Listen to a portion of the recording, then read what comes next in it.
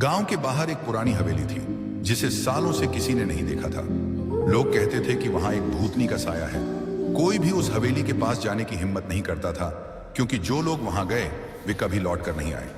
एक दिन गांव में 4 दोस्त राहुल, सीमा, अमन और रीमा इस हवेली की कहानियों को सुनकर उत्सुक हो गए। वे तय करते हैं कि वो इस रहस्य को सुलझाएंगे और पता लगाएंगे कि हवेली में सच में भूतनी है या यह सिर्फ एक अफवाह है। वे एक रात उस हवेली में जाने की योजना बनाते हैं जब गांव सो रहा होता है। रात का समय था, चांद बादलों के पीछे छुपा हुआ था और हवाओं की सरसराहट से ही डर का माहौल बन रहा था। चारों दोस्त टॉर्च लेकर हवेली के बड़े बड़े लकड़ी के दरवाजे को खोलते हैं। अंदर घुसते ही उनके सामने एक बड़ा, खाली और धूल से भरा हॉल होता है। दीवारों पर अजीबोगरीब चित्र बने हुए थे, जैसे कोई उन्हें देख रहा हो।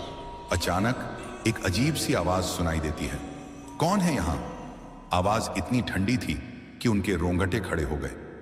वे समझ नहीं पाते कि यह आवाज कहां से आ रही है।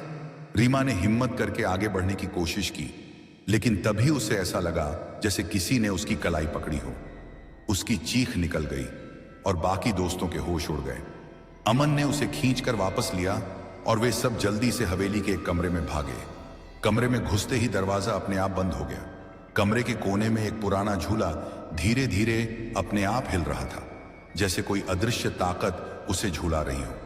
तभी कमरे में ठंड और बढ़ गई और एक सफेद धुंध जैसी आकृति झूले के पास प्रकट हुई। वह आकृति एक औरत की थी, लंबे सफेद कपड़ों में, बिखरे हुए बाल और लाल जलती हुई आंखें। उसकी आवाज जैसे किसी गहरे कुएं से आ रही हो। क्यों आए हो यहां? यह हवेली मेरी है और मैं किसी को यहां नहीं रहने दूंगी। सीमा ने कांपती हुई आवाज में पूछा, तुम कौन हो? भूतनी ने हंसते हुए कहा, मैं इस हवेली की मालकिन हूं। सालों पहले मेरे पति ने मुझे धोखा दिया और मुझे इस हवेली में जिंदा दफना दिया। तब से मैं यहां फंसी हूं और अब तक जो भी यहां आया उसने कभी इस जगह को छोड़ नहीं पाया। यह सुनकर चारों दोस्तों के चेहरे से खून गायब हो गया। उन्हें अपनी गलती का एहसास हुआ कि उन्होंने यहां आकर अपनी जान खतरे में डाल दी है। राहुल ने हिम्मत जुटाकर कहा, हम तुम्हें कष्ट नहीं पहुंचाना चाहते, हमें जाने दो। भूतनी की आवाज गूंज उठी, यहां से अब कोई नहीं जा सकता। अचानक कमरे की खिड़की जोर से खुली और हवा का तेज झोंका आया। उसी पल चारों दोस्तों ने अपनी जान बचाने के लिए भागने का फैसला किया। वे दरवाजा खोलने की कोशिश करने लगे, लेकिन दरवाजा जाम हो चुका था। उनकी चीखें गूंज रही थीं और भूतनी उन पर हंस रही थी। आखिरकार रीमा ने अपनी जेब से एक चाबी निकाली जो उन्होंने हवेली के बाहर से उठाई थी। वह चाबी दरवाजे के ताले में फिट हो गई और दरवाजा खुल गया। जैसे ही वे बाहर भागे, भूतनी की चीखें हवेली के अंदर गूंजने लगीं और हवेली के दरवाजे जोर से बंद हो गए।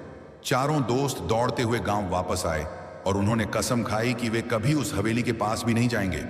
गांव वालों ने उनकी कहानी सुनी और उस दिन के बाद से किसी ने भी पुरानी हवेली का रुख नहीं किया। वो हवेली अब भी वहीं खड़ी है, लेकिन उसकी खिड़कियों के पीछे से भूतनी की लाल आंखें आज भी किसी न किसी का इंतजार कर रही हैं।